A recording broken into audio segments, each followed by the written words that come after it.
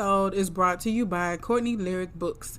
All Courtney Lyric Books can be found on Amazon.com. Let's start the show.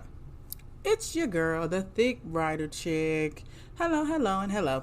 I hope you guys had a good weekend and a good Monday and a good start to the week with all that's going on.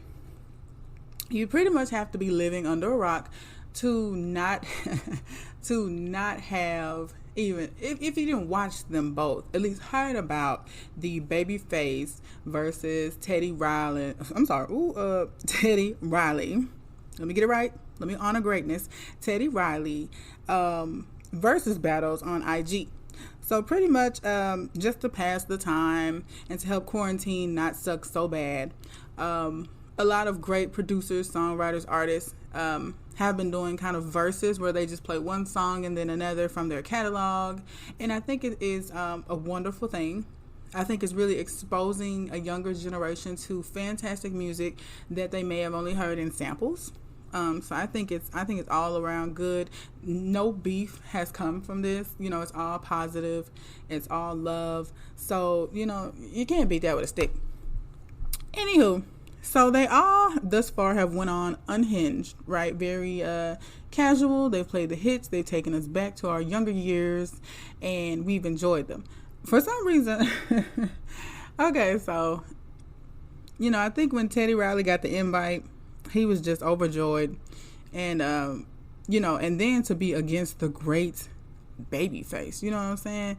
Kenneth Edmonds in the building. So this is a big thing. He really has to pull out the big guns. So I think what he wanted to do was put on a show, which is great. I mean, which is fine. I don't think that's a bad thing. But for what the versus has been thus far, it's really just one artist, one producer playing their song, and then the next one playing their song, usually in a room by themselves, due to quarantine. And Teddy Riley said, forget all that. Forget that. I'm coming in, and I'm coming in strong. Which is different. It's unique, and it definitely would have made him stand out had it went the way he wanted it to. But it didn't. I'm sure, like I said, even if you have not seen the actual battle, if you want to call it that, I'm sure you've seen the memes. The memes alone have made it worth it. And they've been hilarious. So Teddy Riley, who's a very handsome man, for all of you that don't know Teddy, for some reason, he has been, what two groups was Teddy in? Teddy was in Guy. He also was in Blackstreet. Both prominent R&B groups.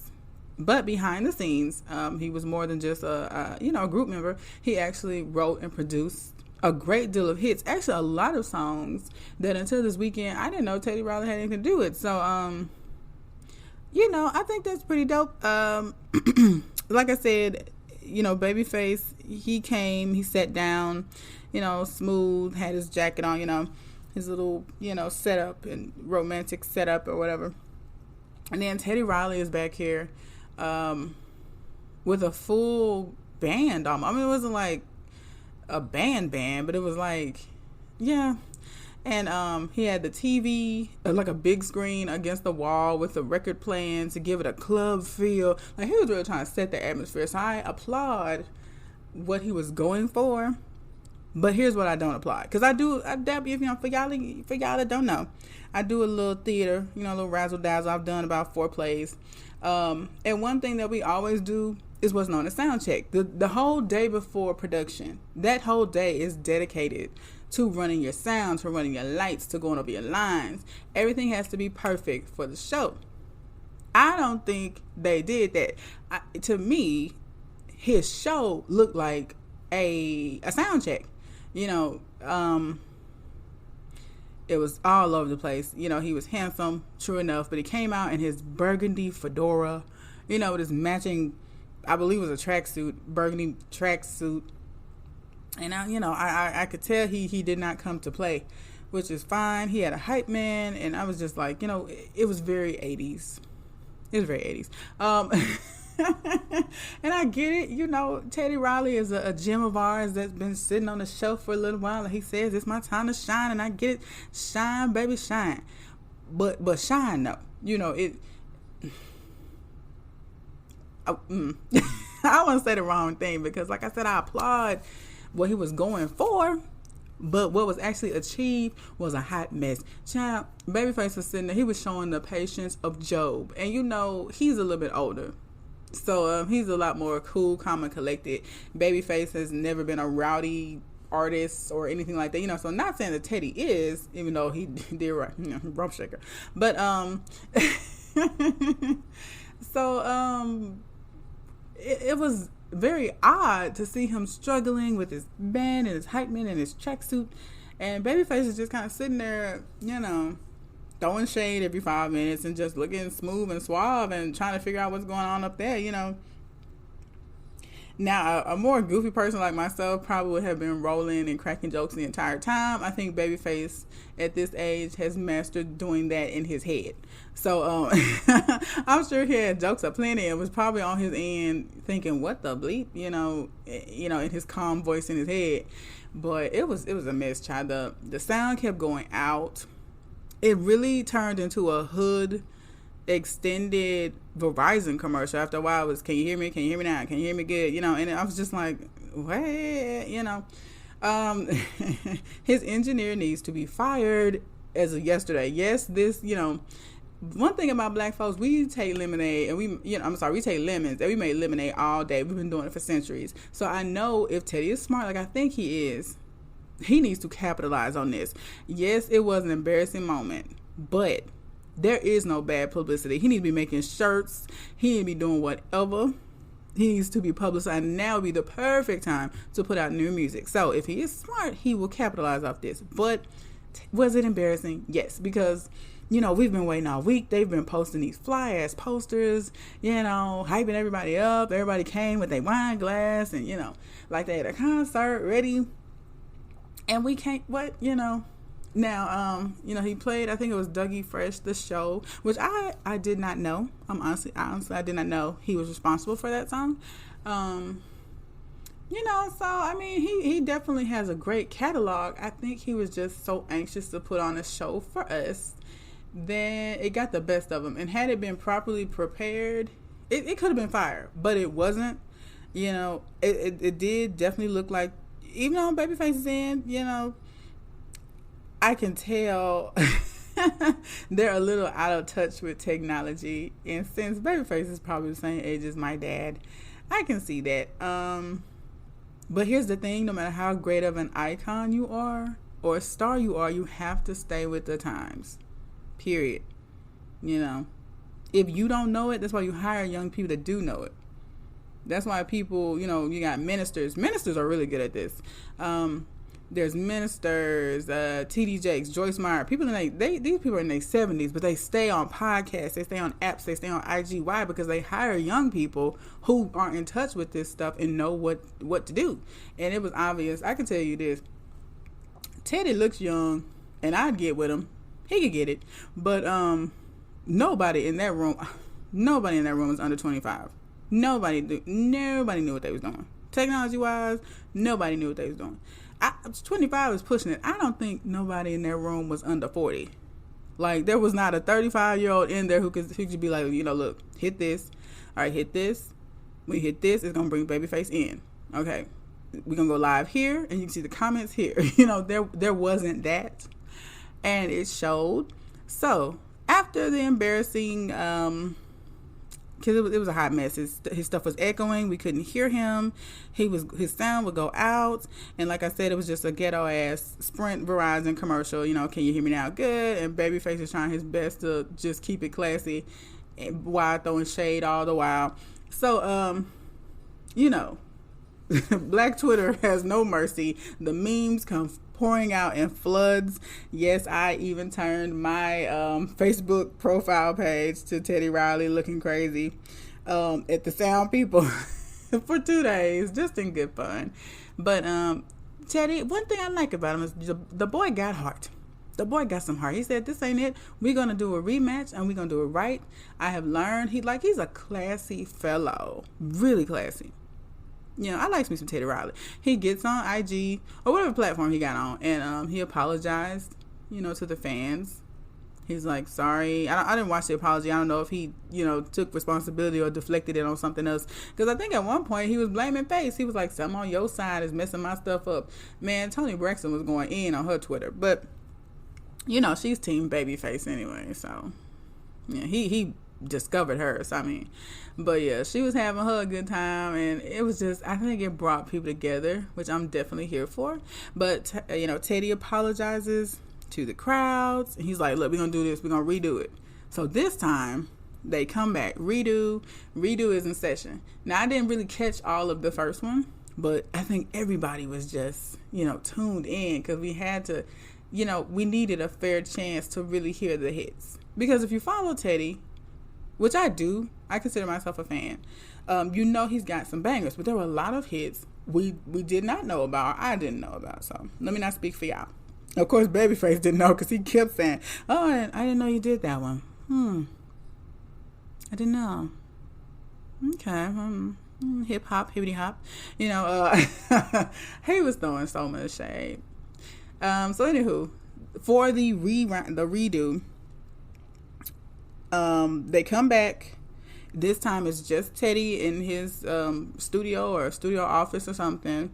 It's just him. He didn't wear the fedora today, I think, for good luck. The fedora did not bring the luck he was hoping, so no hat today. Babyface pretty much, I think he might have the same outfit on. He pretty much came with the same setup he had the first time. And we got to it. So yeah, they exchanged whatever. Then Teddy, once again, starts playing his music, and it is so low. I had to plug my phone up into speakers to hear it. I'm just like, I thought we went through this. I thought we learned from this weekend. So it was still low, and people were in the comments like, hey, turn it up a little bit, Teddy. Hey, but he was feeling himself, and he was bobbing and he was bouncing. So, he started it off with one of my favorites by SWV, which is right here. It's pretty much a take on Michael Jackson's Human Nature. So I absolutely love this song since I was a little girl. Did not know he produced it, but so he opened up with a banger, he bobbing, bald head just a glistening. And so let me go back right quick. On the first round, the original round, Tyrese Gibson was in the comments, and he said throw in the towel. Now he meant towel, but he spelled T-I-L-E. So not only did Teddy get roasted, Tyrese was getting roasted all weekend for that. But in short, he just wanted him to quit. But this time I noticed he did have a towel around his neck, so maybe that was the towel that he threw in last time. He brought it back. I don't know. But anyway. So he busting the gates. We're right here by SWV. What did Babyface play? Let me get the playlist pulled up here. Okay, so Babyface came in strong with Love Should Have Brought You Home by Toni Braxton, which is it's a hit. So he's got to bring out the big guns. He comes in with Make It Last by Keith Sweat. I was like, all right, Teddy. Okay, so at this point, Teddy is real life holding his own. Now, is the music still, is the sound still a little, Metro PCS-ish? Yes, it is. But he's holding his own. He's bringing real life classics. I'm going to say this, and then I'll get back to the playlist. But when I first heard they were going to do a versus, I'm not going to lie, it was Babyface from the beginning. I won't say Teddy never stood a chance, but Babyface is such a multifaceted artist, and Teddy is a king in his own right. But they are two different. They're different. And someone suggested that maybe Babyface should have went against a Quincy Jones. I said Berry Gordy, but Berry Gordy, Quincy Jones, and I think that probably would have been better. I think Quincy Jones would have been a good match for Babyface, because they have a similar work catalog. Whereas Teddy Riley is a little bit younger than Babyface. He mostly only deals with R&B, which is fine. We absolutely love him for that. And rap, whereas Babyface, his sheet long. baby, that he was honest to God. He was really holding back. Like he didn't. He brought out a little bit of his R&B. You know, he threw. I won't say scraps by any means, but he could have brought out some big guns. Like this man has worked with from Whitney Houston to Madonna. Like he got some bops. So.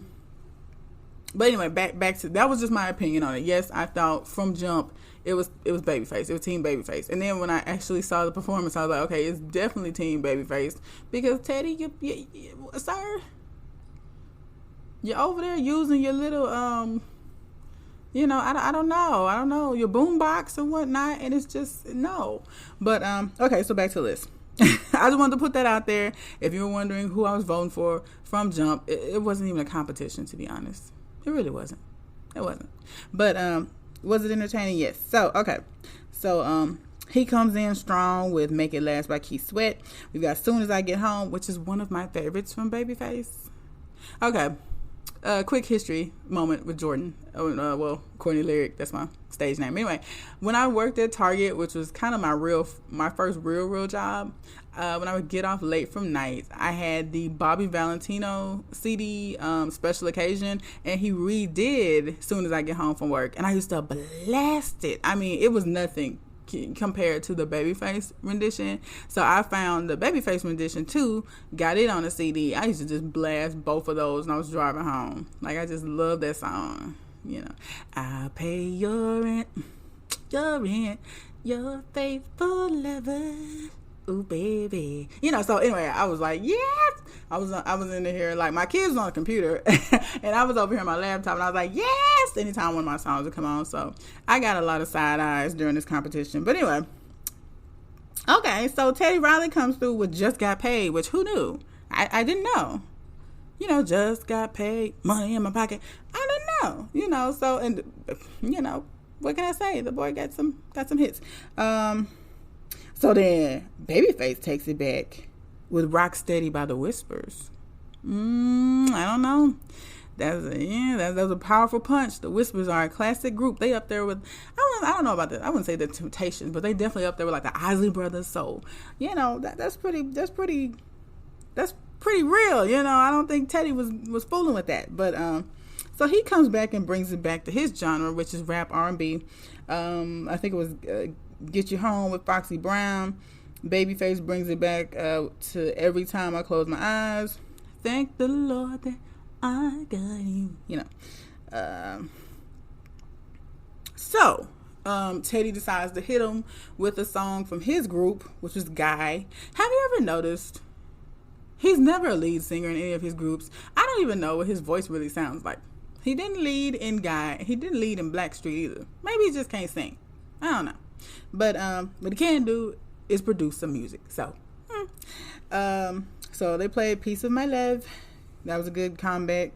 So, Babyface comes in strong with Ready or Not After 7 is his group. And let me be clear, before we get to tooting Babyface's horn, he's not much of a vocalist either. I don't care. Argue with your mammy. I said it. There are a lot of songs. Are we finna sit here and fake like Babyface is a Luther Vandross, vocally speaking? Hell no. Hell to the no. Babyface has never, come on now. No, he ain't never just been no strong vocalist, but he writes beautiful music, and that makes up for it. But has he ever just been out here, woo? No.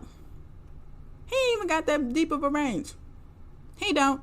You know, so similar to Teddy, he was not the lead singer in Ready or Not.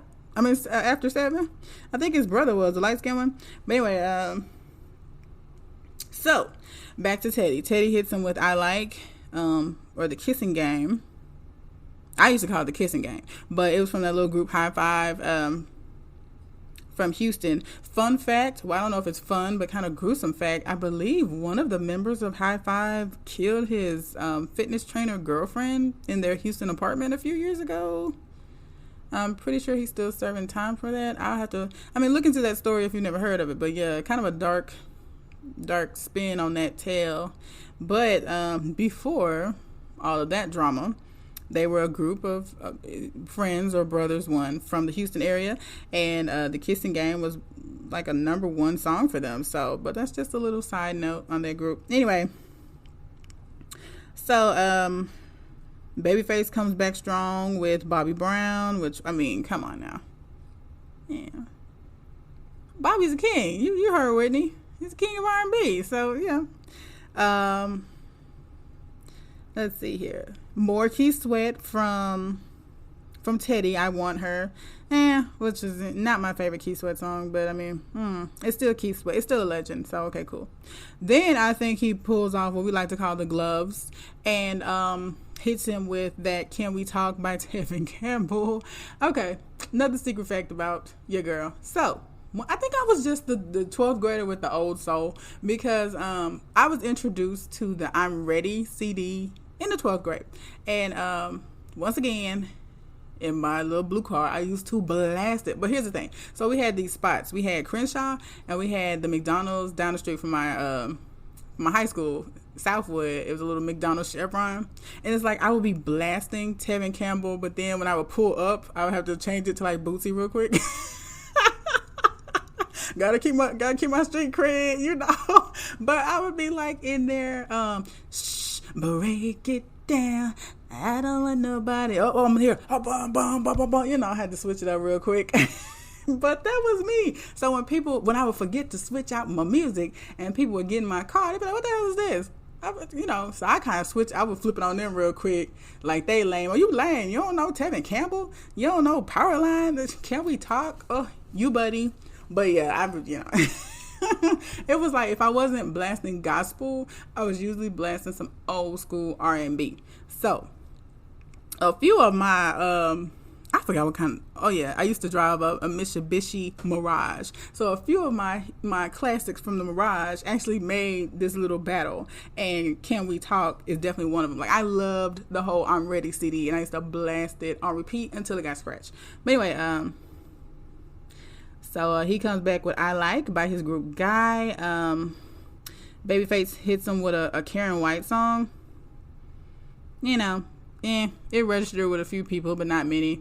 Then Teddy decides to rip some gloves off and hits him with some Heavy D. Okay, now we dealing with, dearly departed artists. Okay.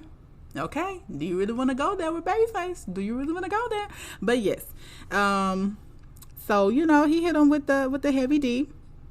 Babyface comes back with I'm Ready, which is, oh my gosh.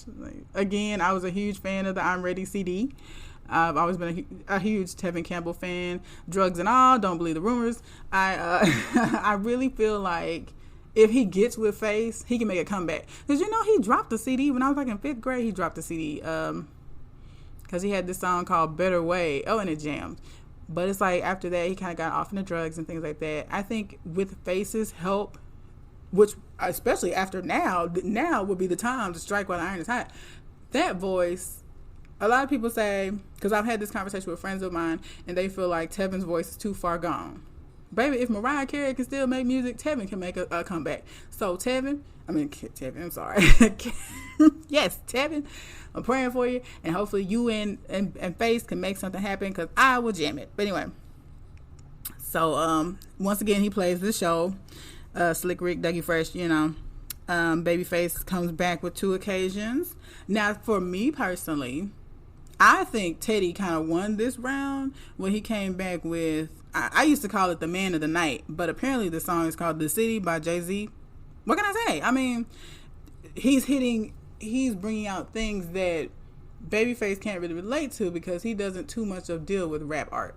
And it was a classy song. Like, the beat is genius to this day. So I feel like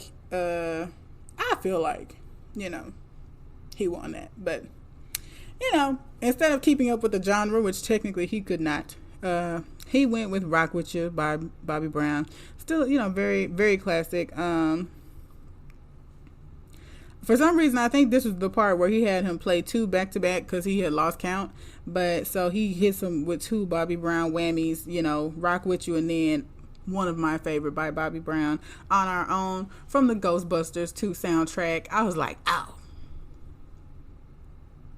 well, damn, what you got, Teddy? Because he over here just, finagling the hits. So what you got?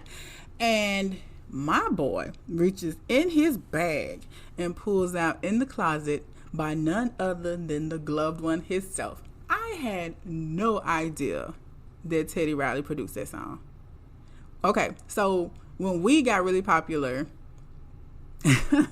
another fun fact, when we got really popular, this is when I first had JJ, so right after MJ passed, because I was 9 months pregnant when Michael passed. So the next year we dropped the Michael Jackson video game, which is so fire. I gotta find that because it was so fire. Anyway, one of my favorite songs to do on that video game and the best workout ever was In the Closet. There's this part where they're like, she wants to get it, she wants to get it, and whew, you better have your stamina up because it is a full workout. I love that game. So I was very like, what, Teddy? Like, but so knowing my boy he's proud, but he's humble enough to know when he has met his match. So after he hit him with the glove one, he had no choice but to bring out the big guns. This old velvet smooth MFer pulls out a whole acoustic guitar and plays another one of my favorites by Babyface. And although he is not the greatest vocalist ever, I can't see anybody else singing this song. Like, okay, another fun fact. This song I had on a mix CD. I'm trying to think when I had that CD. It was after I got a little older and I guess I had experienced like heartbreak, so early 20s. And I used to just jam When Can I See You Again? And I would sing along with it and just having listened to the words, because my name is Courtney Lyrics, so I write music also, and it's like every now and then you get a song that you can tell was just pouring out from a heart. I don't know if he was speaking about someone, because I think he was married to Tracy at the time, but man, then it had the beautiful acoustics in the background, so he definitely put out the big guns with that one. When can my heart beat again? Just like, let me tell you this. R&B, if nothing else, this was a reminder of what R&B used to be about. Everybody is so scared to say they are in love. Everybody is so scared to say, I'm hurt that I'm not with this one no more. I'm hurt that I'm not with that one no more. Or I messed up and I need to get my woman back. People are so scared to say that because everybody wants to be F them H's. Once upon a time, R&B was not like that.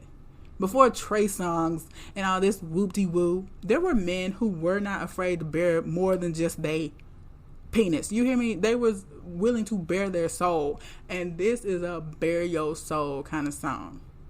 It was a rap. Like, Teddy really could have just wrapped it up after this. Because not only is the song absolutely beautiful, he sung it live with no incidences. Like, he didn't pull it out and then drop the guitar or pull it out and his sound went out. It was flawless performance of When Can I See You Again.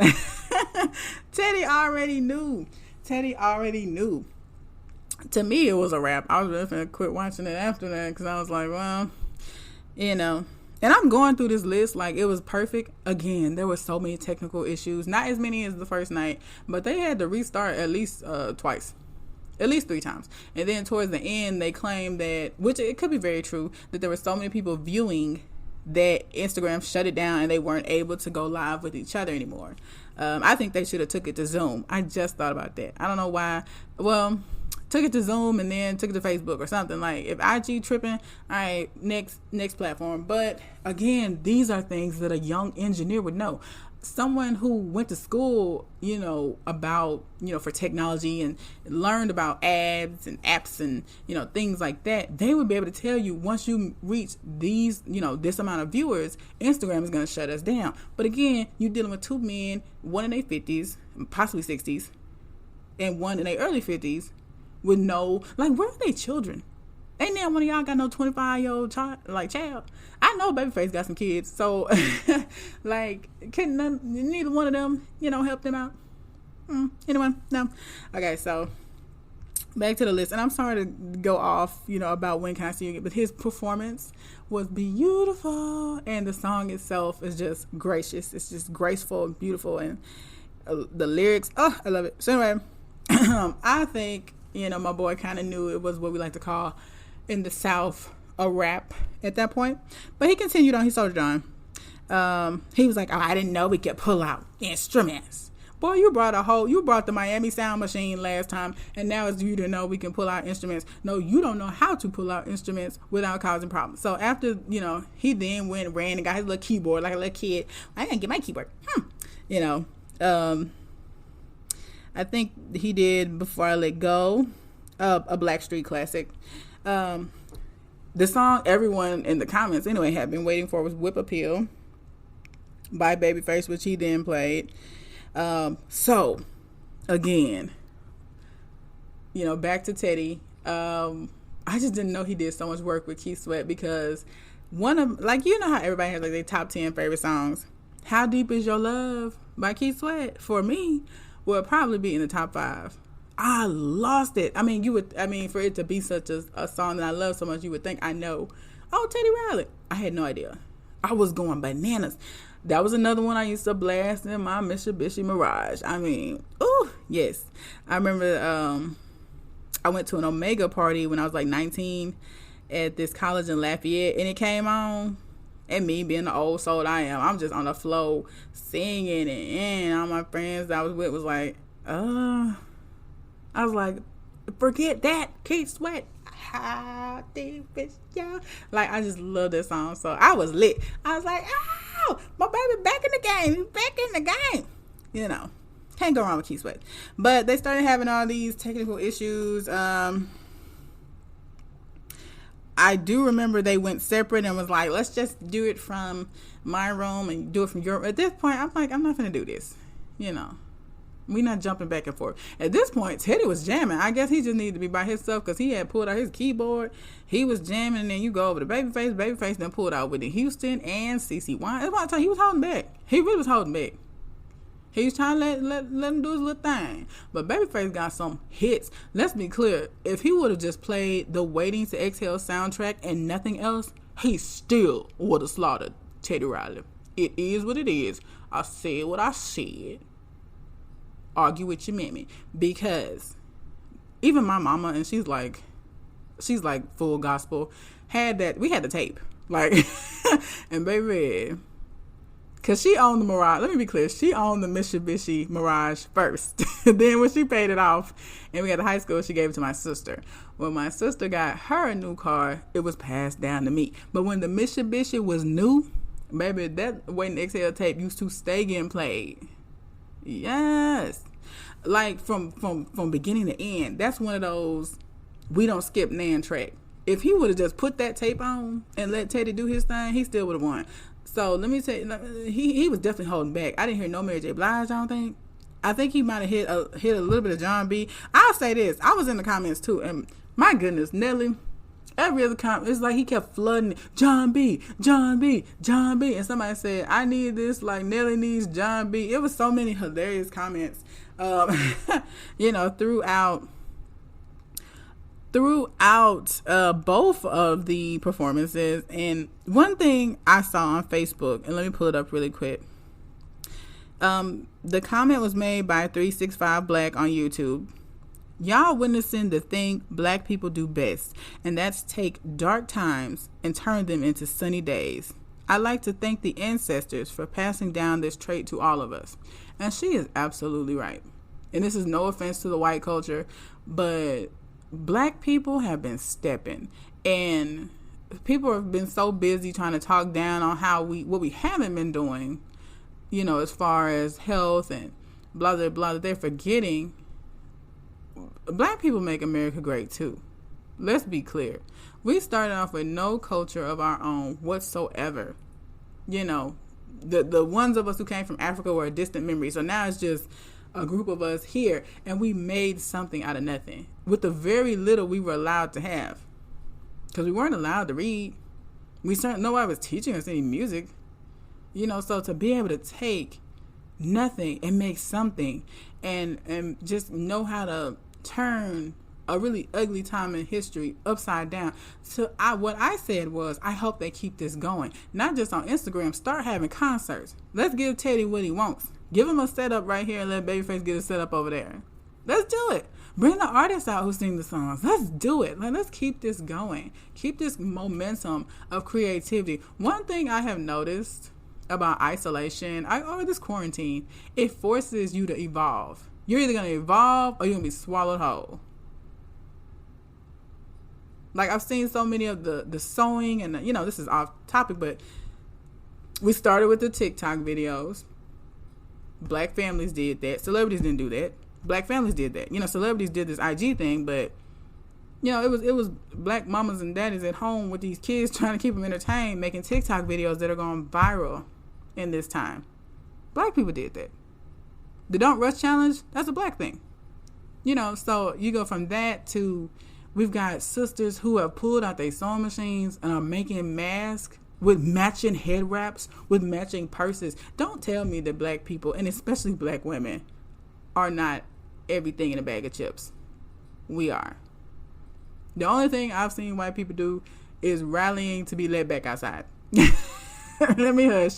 But I'm talking about just taking lemons and making them to lemonade. And instead of people putting that on a pedestal, let's talk about how black people need to eat less pork. So I'm proud of us. I think our culture is to be envied. It really is. And I hope that when the outside opens up, that concerts like this keep going. Like I said, somebody get Teddy's publicist on the phone. He needs to make shirts that say throw the towel in before Tyrese trademark it. Like, he needs to, anything he can trademark and brand from this, he needs to do so. Let me check his IG real quick. Because yesterday he did not have quite, Babyface had exactly 1 million followers yesterday. Y'all bear with me. Teddy Riley didn't quite have 1 million. Okay, he still doesn't, which is fine. He's got more than he had, though. He posted something. 4 million viewers. This is Instagram speaking. We love how much you're all enjoying the Teddy Riley versus Babyface live on Instagram. We're experiencing some technical difficulties on mobile, but we're working on it. In the meantime, live is available on desktop. So, according to Teddy Riley, they broke the internet with 4 million viewers. I don't know. When I was on there, it was a good amount, but 4 million, I'm not really sure. But if ever there was a time, now Babyface's followers have increased. Like I said, he just had exactly 1 million. It looked like yesterday, but they have increased. So, I mean, if ever there was a time to strike while the iron is hot, definitely do that. I wish nothing but prosperity to both these brothers, because they're icons to the culture. They both are. They really are. Teddy started from nothing, he said he was in high school when he made this show for Dougie Fresh. That's really big stuff. And he went from that to being on a Versus, 30 years later with Babyface with 4 million views. Like, he's definitely a king in his own right. Babyface just, just a different sound. That's all. Different sound, longer catalog. Teddy Riley is self-made. Babyface, he had help. He had LaFace. He had a lot more resources to burn than Teddy. So obviously he had access to different kinds of artists. But if Michael Jackson trusted him, then that's all right with me. You can go on YouTube and catch the battle if you missed it. I was able to Google it and see the first one, see the whole thing. There are people who have take the time together to put all 3 of the parts together where you can just watch it straight. It's definitely good entertainment. It definitely was a good walk down memory lane. And, both brothers, it was just iconic. It really was. Me personally, I don't know how I can get this hashtag going, but Jermaine Dupri has been talking noise. He's like, I'll take anyone on. Missy Elliott. I think Jermaine Dupri would be good with Missy. I see they're trying to hype up Dr. Dre and P. Diddy, and I think that would be iconic because they're about the same level. They started about the same time, and plus the whole East Coast versus West Coast. I mean, come on. It'd be iconic. So next, I would definitely like to see Jermaine Dupri versus Missy Elliott. I think they have a fair catalog. And I definitely would be interested in seeing Dr. Dre and P. Diddy. I think that's fair. I'm trying to think who else they're trying to get going.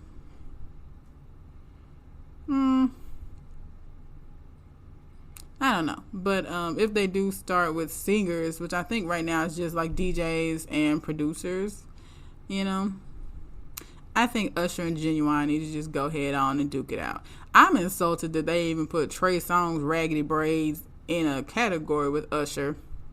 The only comparison that was ever